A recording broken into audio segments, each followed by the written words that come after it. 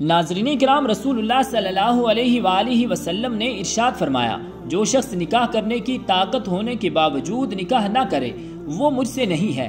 لڑکا یا لڑکی جب بالغ ہو جائے تو جلد اس کے جوڑ کا رشتہ ڈھونڈ کر اس کا نکاح کر دینا چاہیے، بشرطے کہ لڑکا اپنی بیوی کا نفقہ دینے پر خود قادر ہو یا اس کا والد اس کا اور اس کی بیوی کا خرچہ اٹھانے کے لیے تیار ہو، ورنہ گناہ میں مبتلا ہونے کا اندیشہ ہے۔ اور پھر بھی والدین بلا کسی عذر کے اس کی شادی کرانے میں غیر ضروری تاخیر کریں تو گناہ میں مبتلا ہونے کی صورت میں والدین پر بھی اس کا وبال آئے گا۔ حدیث پاک کا مفہوم ہے کہ جس کے ہاں بچہ پیدا ہو اس کی ذمہ داری ہے کہ اس کا اچھا نام رکھے، بالغ ہونے پر اس کی شادی کرائے۔ اگر شادی نہیں کی اور اولاد نے کوئی گناہ کر لیا تو باپ اس جرم میں شریک اور گناہگار ہوگا۔ اس لیے نکاح کو آسان عام بنائیں اور مرد اور عورت کو زنا سے بچائیں۔ جتنا نکاح آسان عام ہوگا زنا کا دروازہ بند ہوگا، جتنا نکاح سخت مشکل ہوگا اتنا ہی زیادہ زنا کا دروازہ کھلا رہے گا۔ نکاح ایجاب و قبول کے مخصوص الفاظ کے ذریعے مرد و عورت کے درمیان ایک خاص قسم کا دائمی تعلق اور رشتہ قائم کرنا کہلاتا ہے، جو دو گواہوں کی موجودگی میں ایجاب و قبول کے صرف دو لفظوں کی ادائیگی سے منعقد ہو جاتا ہے۔ نکاح کے بہت زیادہ فضائل و فوائد ہیں۔ نکاح کے دنیاوی اور اخروی فضائل ہیں۔ نکاح سنت انبیاء کرام علیہم السلام ہے۔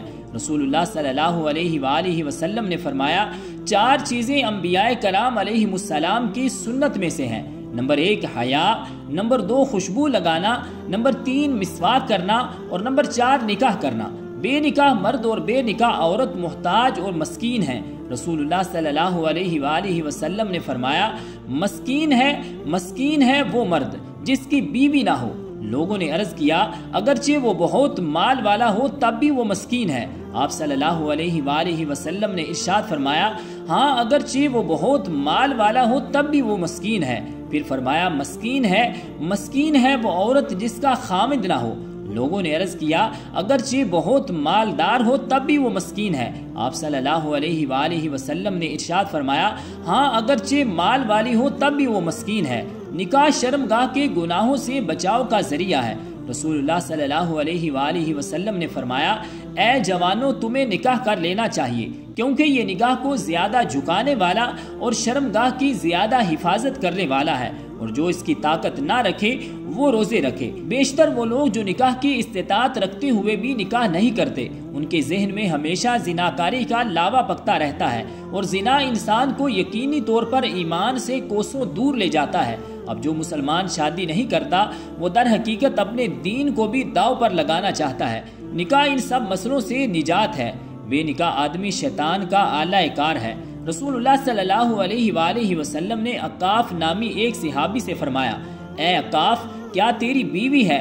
انہوں نے عرض کیا، نہیں۔ آپ صلی اللہ علیہ وآلہ وسلم نے ارشاد فرمایا، اور تو مال والا وسعت والا ہے؟ عرض کیا، ہاں میں مال والا اور وسعت والا ہوں۔ آپ صلی اللہ علیہ وآلہ وسلم نے فرمایا، تو اس حالت میں شیطان کے بھائیوں میں سے ایک بھائی ہے۔ اگر تو نصارہ میں سے ہوتا تو ان کا راہب ہوتا۔ بلا شبہ نکاح کرنا ہمارا طریقہ ہے۔ تم میں سب سے زیادہ بدتر وہ لوگ ہیں جو بے نکاح ہیں، اور مرنے والوں میں سب سے بدتر وہ ہیں جو بے نکاح ہیں۔ کیا تم شیطان سے لگاؤ رکھتے ہو؟ شیطان کے پاس عورتوں سے زیادہ کوئی ہتھیار نہیں جو صالحین کے لیے کارگر ہو، مگر جو لوگ نکاح کیے ہوئے ہیں یہ لوگ بالکل مطہر ہیں اور فحش سے بری ہیں۔ اور فرمایا، اے عقاف تیرا برا ہو، نکاح کر لے ورنہ پیچھے رہ جانے والوں میں سے ہوگا۔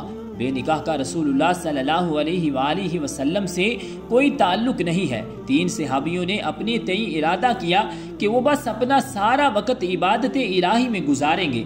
تینوں میں سے ایک نے کہا، میں تو اب ہمیشہ رات بھر نماز پڑھوں گا۔ دوسرے نے کہا، میں تو ہمیشہ روزہ رکھوں گا اور کبھی بھی نہیں چھوڑوں گا۔ تیسرے نے کہا، میں تو کبھی شادی ہی نہیں کروں گا۔ رسول اللہ صلی اللہ علیہ وآلہ وسلم کو علم ہوا تو آپ صلی اللہ علیہ وآلہ وسلم نے ان سے پوچھا کہ کیا تم نے ایسی بات کہی ہے؟ خدا کی قسم میں تم سے زیادہ اللہ سے ڈرنے والا ہوں اور تم سے زیادہ اللہ تعالیٰ کے حقوق کی نگہداشت کرنے والا ہوں، مگر میں روزہ بھی رکھتا ہوں اور چھوڑتا بھی ہوں، اور رات کو نماز بھی پڑھتا ہوں اور سوتا بھی ہوں۔ اور پھر آپ صلی اللہ علیہ وآلہ وسلم نے فرمایا، میں عورتوں سے نکاح بھی کرتا ہوں، جو میری سنت سے اعراض کرے گا وہ مجھ سے نہیں ہے۔ غور کیجئے، جب صحابہ کرام رضوان اللہ علیہم اجمعین نے انسانی فطرت سے ہٹ کر الگ راستہ اختیار کرنا چاہا تو آپ صلی اللہ علیہ وآلہ وسلم نے انہیں بتایا کہ اس عمل سے وہ اسلام سے قریب نہیں بلکہ دور ہوں گے، شیطان کے وسوسوں میں الجھ کر تکلیف اٹھائیں گے، جنسی شہوت سے جنگ میں خود کو الجھائے رکھیں گے۔ یہ کمارہ ہونا ان کے لیے بے حد تلخ ہوگا، جس کی شدت اور گناہ سے کم لوگ نجات پاتے ہیں۔ بے نکاح کا مسلمانوں سے کوئی تعلق نہیں ہے۔ رسول اللہ صلی اللہ علیہ وآلہ وسلم نے فرمایا، جو شخص نکاح کرنے کی طاقت ہونے کے باوجود نکاح نہ کرے وہ مجھ سے نہیں ہے۔ نکاح نہ کرنا مسلمانوں کا شعار نہیں ہے بلکہ نصارہ کا طریقہ ہے، کیونکہ وہ نکاح نہ کرنے کو عبادت سمجھتے ہیں۔ عذر نہ ہونے کے باوجود نکاح نہ کرنا اور اسے عبادت یا فضیلت سمجھنا رہبانیت کے زمرے میں آتا ہے، جو اسلام میں جائز نہیں ہے۔ اب سوال یہ ہے کہ اگر مذاق میں نکاح کیا جائے اور گواہ بھی موجود ہوں اور انہیں بھی معلوم ہوں کہ یہ مذاق میں ہے، تو کیا اس صورت میں نکاح منعقد ہو جائے گا یا نہیں؟ اور اگر مذاق میں نکاح کیا اور گواہ نہ ہوں تو اس کی بابت شرعی حکم کیا ہوگا؟ تو ناظرین کرام، اس حوالے سے جان لیجئے کہ نکاح کے صحیح طور پر منعقد ہونے کے لیے رکن نکاح ایجاب و قبول کے موقع پر مجلس نکاح میں 2 گواہوں کا ہونا شرط یعنی ضروری ہے، خواہ لڑکا اور لڑکی براہ راست ایجاب و قبول کریں یا بذریعہ وکیل۔ مجلس نکاح میں 2 گواہوں کے سامنے اگر ایجاب و قبول کیا، خواہ مذاق میں ہو یا سنجیدگی سے، دونوں صورتوں میں نکاح منعقد ہو جاتا ہے۔ حدیث پاک میں ہے کہ حضرت ابو ہریرہ رضی اللہ تعالی عنہ بیان کرتے ہیں کہ رسول اللہ صلی اللہ علیہ وآلہ وسلم نے فرمایا، 3 کام ایسے ہیں خواہ سنجیدگی سے کیے جائیں یا مذاق میں، منعقد ہو جاتے ہیں۔ نمبر 1 نکاح کرنا، نمبر 2 طلاق دینا اور نمبر 3 رجعت کرنا۔